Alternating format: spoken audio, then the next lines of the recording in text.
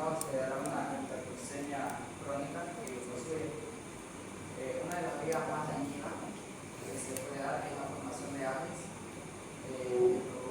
productos finales de la alimentación avanzada, que se da que se produce cuando hay un exceso de glucosa en sangre, y estos se unen a la proteína, formando proteínas limitadas y alterando la función y la estructura de las proteínas. Otra vía es la vía de los poligones, que cuando hay un exceso de glucosa intracelular, normalmente se produce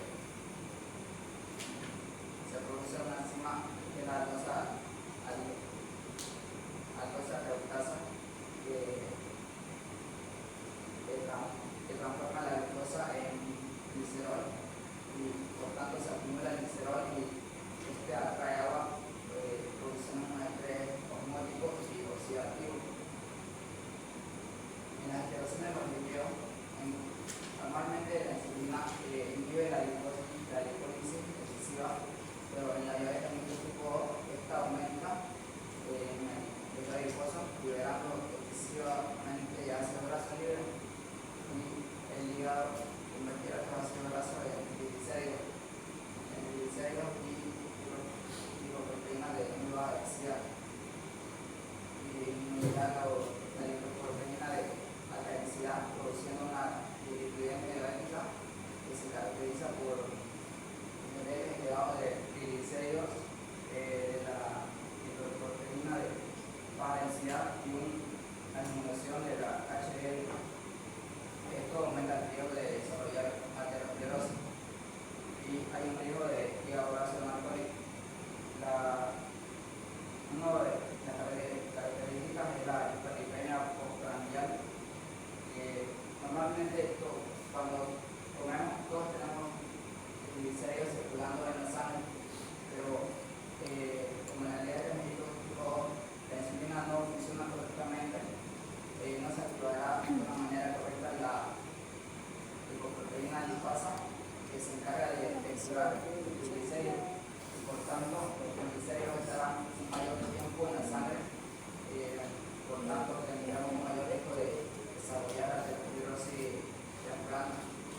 También la dislipidemia, que es una alteración de los niveles de lípidos, que es por la elevación de los triglicéridos y de la lipoproteína de baja densidad y la disminución de la lipoproteína de alta densidad.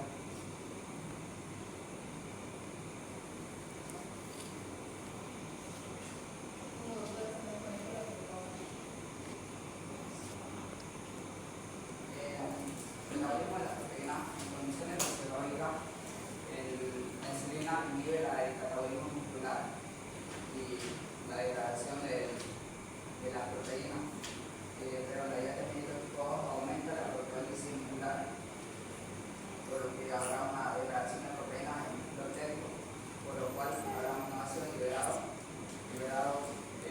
como sustrato para la gluconeogénesis hepática. También disminuirá la síntesis proteica, llevando a la pérdida de masa muscular y de debilidad progresiva. Una de las características es que habrá un catabolismo muscular, habrá una pérdida de masa muscular y de debilidad progresiva. Las proteínas limitadas se produce cuando hay un exceso de glucosa en sangre, y estas se unen a las proteínas, alterando su función y su estructura.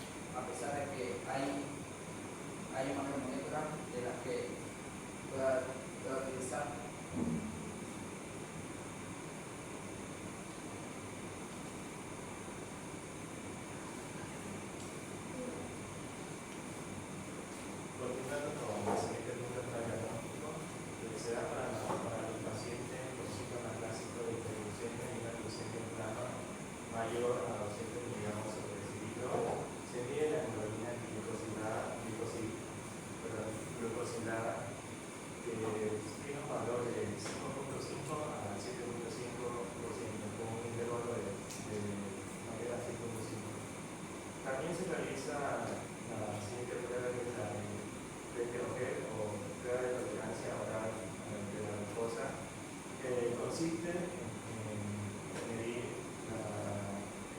si el paciente va a padecer de diabetes y diabetes gestacional.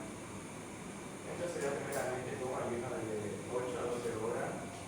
Luego del ayuno se ingiere 75 gramos de glucosa, en el cual se debe esperar 2 horas después para hacer una prueba de glucemia, que se indica mayor a 200 miligramos de decilitro en diabetes.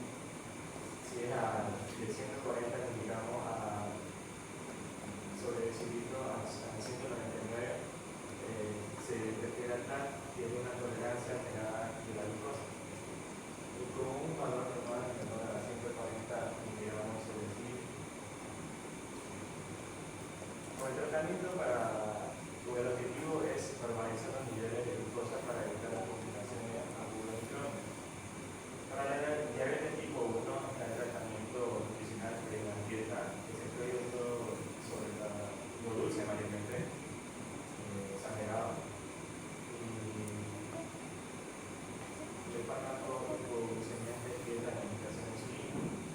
Y para la diabetes tipo 2 es la de bajar de peso, también hacer dieta, ejercicio y hipoglucemiante oral en algunos casos. También entra un fármaco que es la morfina, el cual reduce los niveles de glucosa. Luego entramos en el caso clínico. Paciente masculino de 14 años previamente sano empieza por un cuadro agudo las varias semanas de sed intensa o polilicia, poliuria, que es la nutrición frecuente y pérdida de peso. Su estado de deterioro rápidamente en 48 horas, con dolor abdominal y vómitos y respiración de difusión, como se había mencionado ya, una respiración rápida y profunda. Síntomas característicos de cetoacidosis diabética, los análisis de urgencia confirmaron glucosa con valor de 550 miligramos de decilitro, que es una glucemia severa, un pH sanguíneo de 7.10 y acidosis, y cetonas positivas en el sangre, en el cual su diagnóstico final se refiere al diabetes tipo 1. Esto, como se había mencionado, el diabetes tipo 1 comúnmente se da en la niñez o adolescencia. En el cual no hay presencia de insulina. En el caso número 2 está paciente masculina de 58 años, administrativo, con sedentarismo y antecedentes familiares de diabetes tipo 2. Acude al médico refiriendo a un aumento notable de sed, poliricia, una frecuente de orinar o diurno de masa en general de neutropenia. En los últimos meses, un peso de 98 kilogramos, un índice de masa corporal de 39, tiene una obesidad. Padece hipertensión arterial y lipidemia, dieta inadecuada, obviamente son efectos azucarados, comida rápida y sedentarismo, porque pasa muchas horas en la oficina y en el cual no mucho movimiento físico. En su glucemia ayuda está de 230 miligramos sobre decilitro, que es muy por encima del umbral de 126 miligramos sobre decilitro, y una hemoglobina glucosilada de 9.5%. En el cual el diagnóstico final se refiere a la diabetes tipo 2 no controlada. En el último caso, está la paciente femenina de 70 años diagnosticada con diabetes tipo 2 hace 20 años, además de hipertensión arterial y lipidemia. Su control glucémico ha sido deficiente de forma crónica, con una hemoglobina glucosilada habitual de 8.5 y 10% en la primavera, requiriendo tratamiento con insulina. Presenta dolor urgente o se refiere a una quemación o dolor en el pie y una úlcera que no cicatriza en el interior del pie derecho. También presenta daño renal avanzado, y proteinuria elevada, daño en la vista, con necesidad de tratamiento ocular. Tiene antecedentes de un infarto agudo en el cardio, a la circulación en las piernas, uso de compromete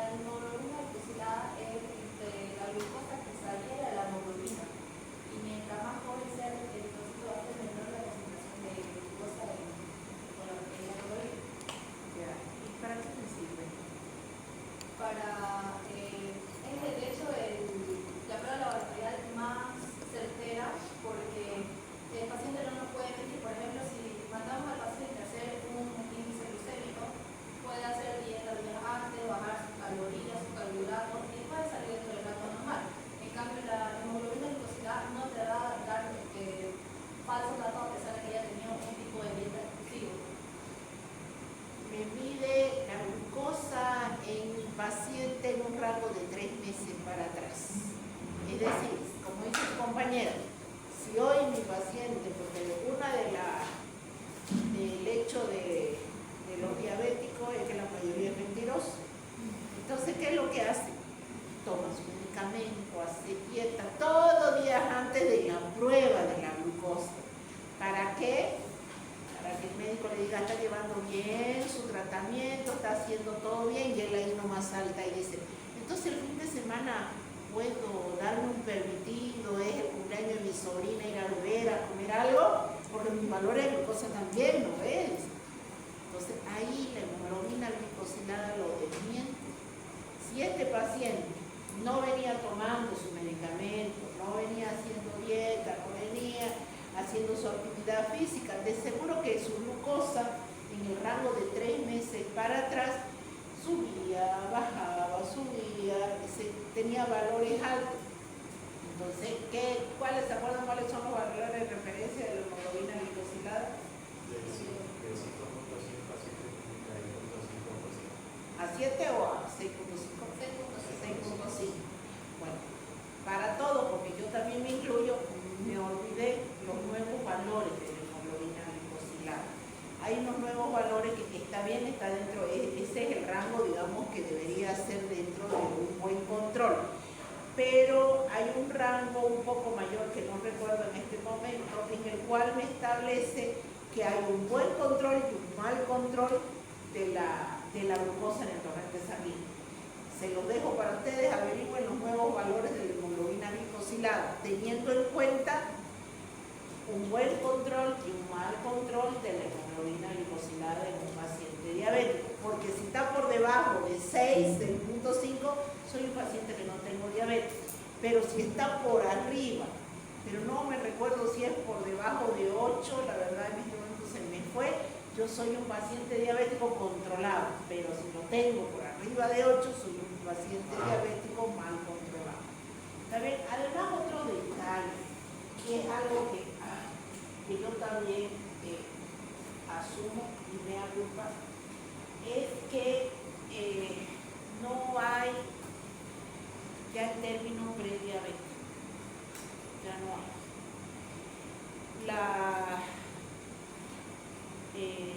Los médicos más jóvenes, los endocrinólogos principalmente más jóvenes, que estudian esa área, están más enfocados su especialidad en esa área, hablan de que ya no deberíamos expresarnos como prediabéticos. Ellos dicen, o es o no es, listo. No hay el término ya prediabético, como antes nosotros establecíamos. Si no es diabético, es prediabético porque tiene resistencia a la insulina, porque tiene valores no tan altos de glucosa, y aquel que tenía valores muy altos de glucosa se catalogaba como diabético. Hoy en día ya la parte médica moderna dice, o es o no es, así de sencillo, no hay el pre, o es o no es. Listo, me lo corrigieron, porque soy una persona que, bueno, vive sometiéndose a cirugía, y yo siempre decía, soy prediabética. Siempre decía, soy prediabética porque 20 años atrás vengo cursando con la resistencia a la insulina. Y 20 años que vengo tomando la metformina, que es un hipoglicemiante. Pero eso me llevaba siempre a tener el valor de la glucosa en 99, en el rango del límite superior. Entonces, cuando ya el año pasado me tenían que justamente operar de la cabeza, yo justamente, lo primero que siempre digo, hipertensa prediabética. ¿Por qué eso? Porque hay que tener siempre. Si peor si usted se va a someter a una cirugía, no se olvide que cuando usted tiene valores altos de glucosa no cicatriza bien, ¿no? Es más, para sacarle un diente, una muela, lo primero que le preguntan es si usted es diabético o no es diabético, porque si no, no se la sacan así nomás un buen odontólogo. Bueno, entonces yo siempre decía prediabética. Y ahí me hicieron la corrección, la endocrinóloga joven. Me dicen, no, es que no hay el término pre. No, es que yo no soy, porque lo primero que uno dice, yo no soy. No, yo no soy diabético. Pero, ¿qué quiere que le diga? O eso no es. Ya no hay el término pre. Entonces, bueno, yo me estado cruzando con la resistencia a la insulina, que es un paso previo para la diabetes en realidad, que es la famosa resistencia. Esa resistencia a la insulina, o bueno, que se revierte, la resistencia a la insulina se revierte. Si usted hace actividad física, hace su control, puede prevenir la diabetes. ¿Qué es lo que está sucediendo con el nuevo medicamento que hay hoy en día, los GLP-1, Ozempic, semaglutid, etcétera? ¿Por qué se ha puesto tan de moda? Porque aquí en la población boliviana el 50% aproximadamente son diabéticos. Bueno, entonces ese medicamento hace de alguna manera, revierte en aquellas personas que están en ese paso, ahí a un paso de hacerse diabético, ayudan a revertir el proceso antes que se hagan diabéticos, y al que es diabético le mejora su estado de salud. Y por eso también las famosas cirugías bariátricas. ¿Han escuchado que hay personas que revierten, dicen, la diabetes con la cirugía bariátrica? Porque en realidad es que estaban ahí, en ese pasito A, y al momento de operarse bajan, porque son personas que empiezan a hacer actividad física. Si antes no hacían ni media hora, le pegan y le hacen 3 horas al día, y después se pasan un mes tomando líquido, un mes solamente toman líquido, comida blandita, y de ahí no pueden comer más que una porción así porque sienten que todo se les devuelve. ¿Qué hace la cirugía bariátrica? ¿Sabe lo que hacen? Le quitan pues el pedazo de estómago, le quitan la mitad y le dejan una cosita así. Entonces, si antes se tiraban 2 cuartos de pollo porque el estómago le daba, ahora si yo lo tengo así de chiquitito, ¿qué pasa? Ya no me entra. Bueno, ahora los análogos del GLP-1, ¿qué es lo que provocan? Este nuevo medicamento que está en boga, que ahora lo van a escuchar bastante, y que ustedes van a vivir las consecuencias de lo que ahora se está haciendo. Muchos pacientes estamos sometidos a lo que es el Ozempic, la semaglutid, etcétera, para evitar justamente hacernos o entrar en ese proceso de diabetes marcado. Se dice que sirve para muchas cosas. Los efectos secundarios, si no, los van a ver ustedes aquí más adelante. Recién se está utilizando. ¿Qué hace ese GLP-1? Provoca que el estómago no vacíe todo el alimento, ahí se queda buen tiempo. Entonces usted tiene sensación de llenura. Lamentablemente eso tiene efectos adversos como malestar intestinal, diarrea, náuseas, en algunos casos vómitos, dolores de cabeza, un malestar, que falta de energía porque el alimento está ahí, usted está con la sensación de llenura y deja de comer. ¿Cuál es la otra, la contraparte de ese medicamento? Sí, me previene la diabetes, de verdad me ayuda a prevenir la diabetes, me trata de revertir según estoy en un proceso de resistencia a la insulina, pero yo puedo terminar con una sarcopenia. No como, mi cuerpo se come proteína. Ese es uno de los grandes inconvenientes que seguro ustedes van a presentar el día de mañana, porque la persona, al dejar de comer, porque no tiene hambre, porque la mira la comida y le da náusea, no come nada. Y eso significa que no como hidrato de carbono, no como proteína, no como nada. ¿Bajo de peso? Claro que sí, vamos a bajar de peso. ¿Cuál es, sin embargo, la parte endocrinológica? Que es lo primero que le dice? Le doy el medicamento, pero usted me tiene que comer aunque sea un pedacito así de carne, tome su batido de proteína, evite que su cuerpo se coma su proteína. Entonces, eso es lo que a ustedes les va a tocar lidiar de aquí a algunos años, lamentablemente, tienen que irlo estudiando desde ahora. Ese es un medicamento nuevo, bueno, nuevo para nosotros. En los Estados Unidos ya hace más de 2 o 3 años que viene con el famoso Ozempic que le dan a los diabéticos en los geriátricos. ¿Cómo empezó a llegar acá? Pues nuestra comunidad latina que está allá, que en vez de pincharle a los pacientes geriátricos de allá, los mandaron aquí para sus amistades, para sus amigas que dicen que esto baja de peso. Y bueno, pues, como así somos, ¿no ves? Nos automedicamos. Y la amiga le dice a la amiga, y la amiga a la amiga, y yo te consigo, yo traigo, y así empezó a llegar. Y bueno, de ahí Brasil ya lo adoptó, Y la mayoría de las personas, que era lo que hacían, viajaban al Brasil y se traían el medicamento. ¿Qué tuvo que hacer Brasil para evitar eso?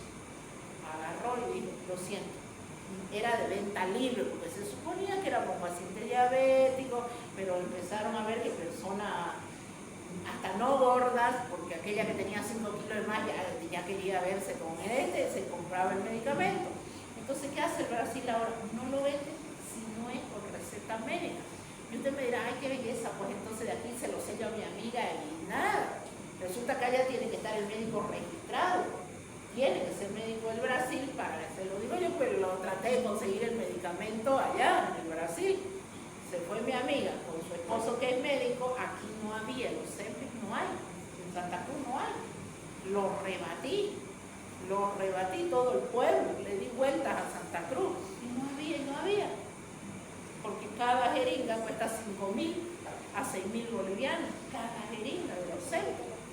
Entonces mi pobre endocrinóloga, ¿qué le quedó? Mientras el traumatólogo le decía, ella tiene que bajar de peso 20 kilos, si no se va a recuperar de su lesión. Entonces usted no está escuchando lo que dice, 20 kilos tengo que bajar y no puedo correr, no puedo trotar, no puedo hacer nada. Entonces ella me dice, no hay en los CEPIs, no hay. Entonces pongamos el Semaglin, que es el que vende la Farmacor, es el más barato. 400, la ampolla, la jeringa cuesta 486 bolivianos, depende de la dosis, ¿no? Comparado del otro que cuesta 5.000 y que no lo pude conseguir ni del Brasil. Entonces, ahí se está. ¿Cuáles van a ser las consecuencias? Como le digo, severas. Masa muscular, yo sé que no la puedo perder. Sé que no la puedo perder la masa muscular, peor, porque si no, no voy a poder dejar esta muleta. Entonces estoy a punto de batido. No me queda otra. ¿Y cómo? Como con vómito, pero ¿cómo? ¿Cómo? Con ganas de vomitar, pero como mi pollo, como mi esto. Pero no me está dando los resultados que le está dando otra persona que en un mes bajaban 5 kilos, en un mes bajaban 6 kilos. Porque la médica dice que ese medicamento no es tan efectivo como el Ozempic o como el otro, hay otro que tiene otro nombre, ese cuesta más caro, ese cuesta hasta 10.000 bolivianos, que ya está llegando a Bolivia. Pero el hecho es que lo que la gente busca ahora, lo mío es particular por esto, si no yo no me preocupara, yo soy feliz y no gordita. Pero el asunto es que mucha gente está con la diabetes y está recurriendo. Ese es un medicamento para la diabetes, es para el diabetes. Y si usted le va a tocar recetarlo el día de mañana, lo tiene que recetar sabiendo que tiene su paciente estudios previos de tiroides, estudios previos de páncreas. Así de sencillo, porque está comprobado hasta ahora estudios que provoca cáncer de tiroides. Si usted me dice, se está arriesgando a tomar un medicamento a riesgo de tener cáncer de tiroides, no tengo tiroides, extraída hace 15 años, 20 años. Entonces, por ahí no hay problema, ¿no? ¿Dónde me va a dar cáncer de tiroides si ya no la tengo la tiroides? Bueno, esas son las consecuencias justamente del sobrepeso. Pero a lo que yo me voy, otro de los detalles de la diabetes, es que el que da el diagnóstico aquí es el médico. Es el médico. ¿Han visto ustedes, sus compañeros le han dado cuáles son, qué es lo que ustedes tienen que valorar para diagnosticar a un paciente diabético? Les va a tocar, a alguno de ustedes le va a llegar paciente, y el laboratorio, no crean que el laboratorio, porque usted le mandó a hacer una glucosa, una glucosuria, el laboratorio le va a decir al paciente, usted es diabético, no puede, no debe. ¿Con quién va a volver el resultado? Con el médico. ¿Y quién va a definir si es diabético o no diabético? El médico, pues. Entonces usted tiene que tener el criterio clínico necesario para decirle al paciente, realmente usted está diabético. Y lo va a tener que escribir en una historia clínica. Una historia clínica que puede servir para un estudio posterior. ¿Por qué les digo esto también? Estoy asesorando una tesista en la carrera de bioquímica que están haciendo proteinuria, la determinación de proteinuria en mujer gestante de 28 semanas de gestación con hipertensión, diabetes y obesa. Esos son sus tres variables, lo que sea hipertensa, diabética y obesa. Ahora, yo les decía a ellos, si yo soy tribunal, lo primero que le preguntaría a la que está ahí, ¿y qué criterio clínico tuvo usted para tomar datos de esa paciente que sea obesa o que sea diabética o que sea hipertensa? No es que se nos ocurrió, no es que vimos un valor de glucosa de la paciente de 120 y nosotros decidimos que era diabética. ¿Entienden que no pueden? No pueden ellas agarrar y tomar el dato de la glucosa así, tic, y decir, ah, sí, esta paciente gestante de 28 semanas tenía un valor de glucosa de 105, por lo tanto, paciente diabética, y presentaba proteinuria. No pueden.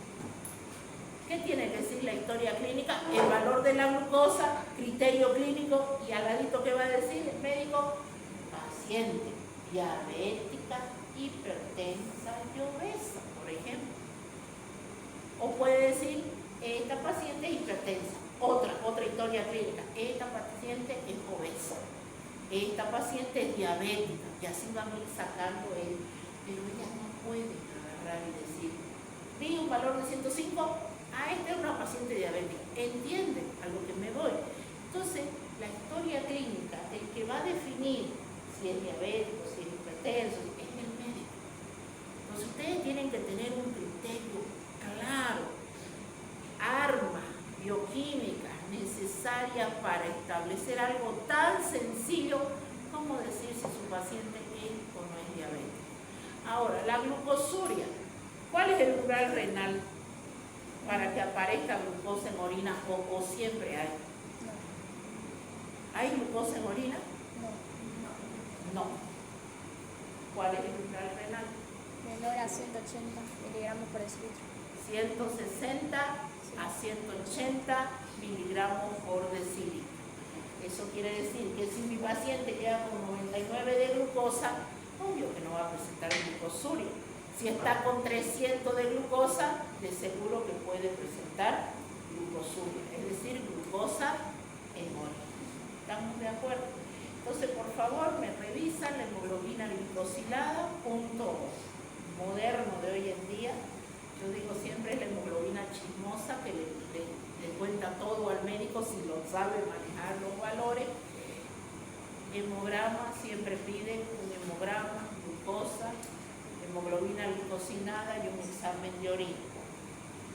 Y veré necesario también a quién le voy a hacer la curva de tolerancia a la glucosa. Ese es otro detalle. ¿Para qué paciente hacemos la curva de tolerancia a la glucosa? Para pacientes que tienen una tolerancia exagerada. Ya. ¿Será que si tiene 400 de glucosa lo mandaré a hacerse una curva de tolerancia a la glucosa? ¿En qué consiste una curva de tolerancia a la glucosa? Darle glucosa al paciente. ¿Sí? Lo manda al laboratorio. ¿Y qué le da el laboratorio? En una jarrita pone glucosa, no sacarosa. ¿Es la glucosa un monosacárido? ¿Es la sacarosa un disacárido? Pone glucosa. Y si alguien de ustedes ha tenido la mala suerte de tomar ese líquido, es desastrosamente horrible. No es como la sacarosa que usted le agrega en agua y se la toma, no. Tiene un sabor que provoca náusea. Entonces, ¿qué hace el laboratorio? Le echa unas gotitas de limón para hacerlo tolerable.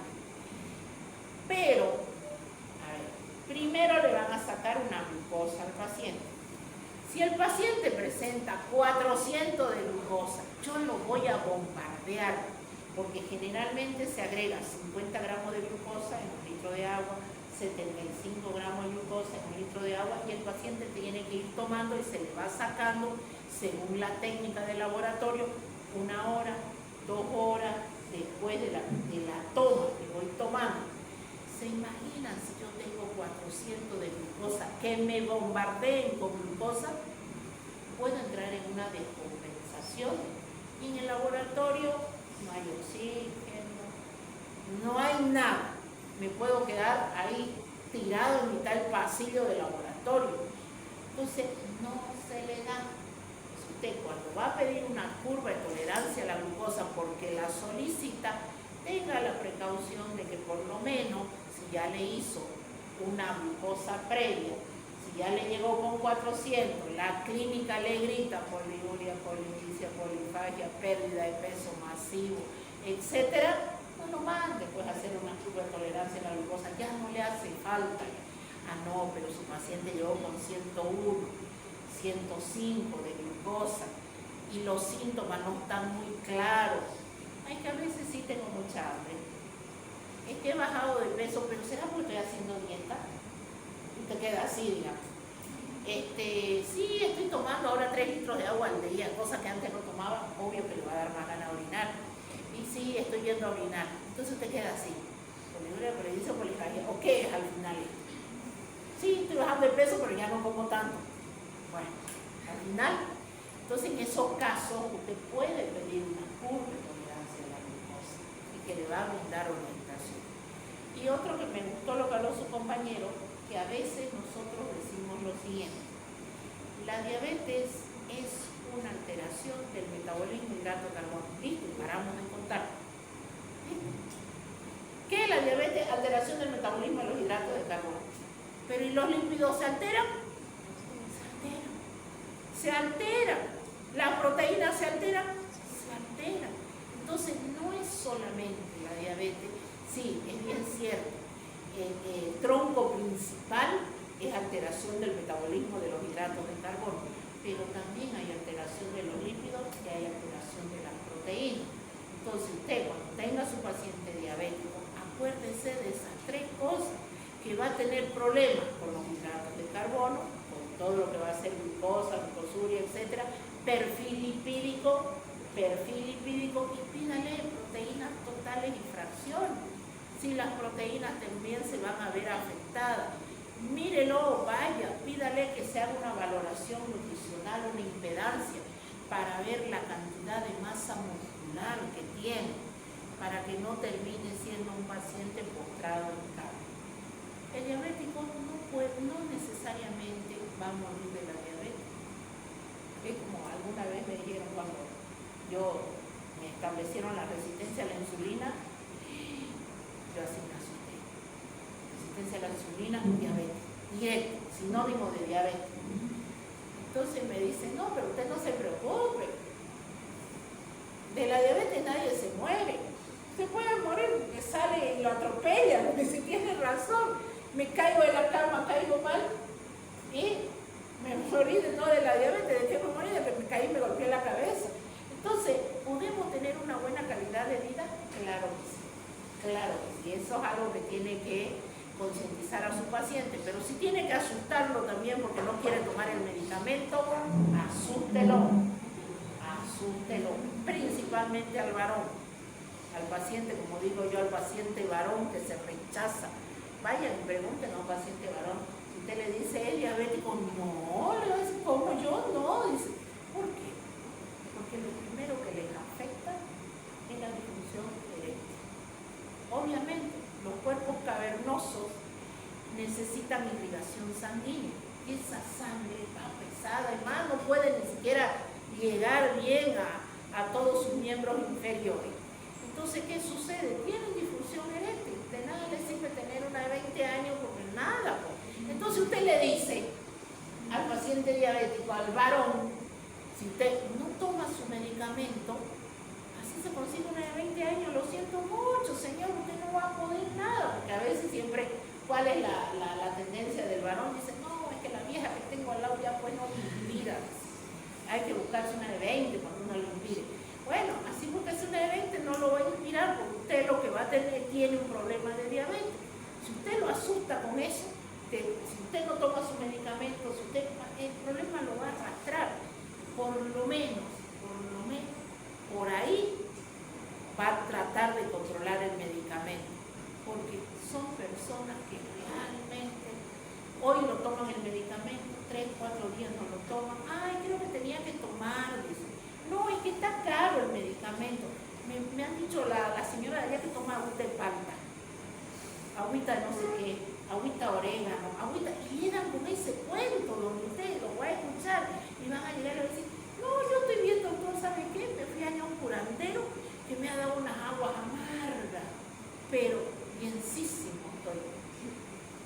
bienísimo, 380 de glucosa. Y yo me siento bien, dice, que tomo eso. 180. Entonces, eso les va a tocar lidiar a ustedes porque 50% de nuestra población es diabética. Va a encontrar al paciente así como va a encontrar el que va a llegar y le va a dar cátedra a usted. Y va a agarrar y va a empezar con esa bola. No, porque resulta que dicen que hay este nuevo medicamento. ¿Usted se enteró? ¿No será que me lo puede dar? ¿No será que me lo puede conseguir? ¿Será que el seguro me lo cubre? Va a tratar de darle cátedra. Entonces va a tener esos dos pacientes. Es algo con el que van a lidiar día a día. Y los cuerpos cetónicos. Los cuerpos cetónicos es una alteración. Todos tenemos cuerpos cetónicos, todos. Pero cuando el paciente diabético está mal compensado, estos cuerpos cetónicos tienen un olor muy característico, como a manzana. El día de que ustedes se topen con un paciente diabético mal compensado, lo van a sentir el olor, nunca más se van a olvidar. Se van a acordar de mí, van a decir, ese olor que ella decía que tienen, como si botaran por el cuerpo, pero es a través de la respiración. Y es el metabolismo de los lípidos que está alterado, porque al haber tantos lípidos que se van degradando, se forman muchos cuerpos cetónicos. Entonces yo no puedo, mi cuerpo no degrada. Si antes yo sintetizaba 10 y mi cuerpo los degradaba a los 10, no había problema, pero ahora sintetizo 1000 y mi cuerpo degrada 10. Entonces esos son cuerpos que salen, son volátiles, son ácidos, empiezan a salir a través de la respiración. Generalmente eso es lo que puede llevar, cuando eso se exacerba demasiado, a una cetoacidosis diabética. ¿Listo? Bueno, muchachos, no es más. Terminamos, tienen 15 minutos con los auxiliares. Sin embargo, lo que les queda pendiente, orina. ¿Qué más les queda pendiente? Función renal. Y hasta fines de octubre, hasta antes de fines de octubre, nosotros estamos rindiendo el examen de laboratorio, las guías con los auxiliares, por favor, no se olviden las guías, con ellos traten de coordinar bien. No quiero que después vengan y me digan a mí, ay, mire, no me la quiso recibir. Y resulta que yo hablo con ellos y me dicen, yo estuve aquí desde las 2 de la tarde esperando hasta las 5 de la tarde, no llegaron, me fui.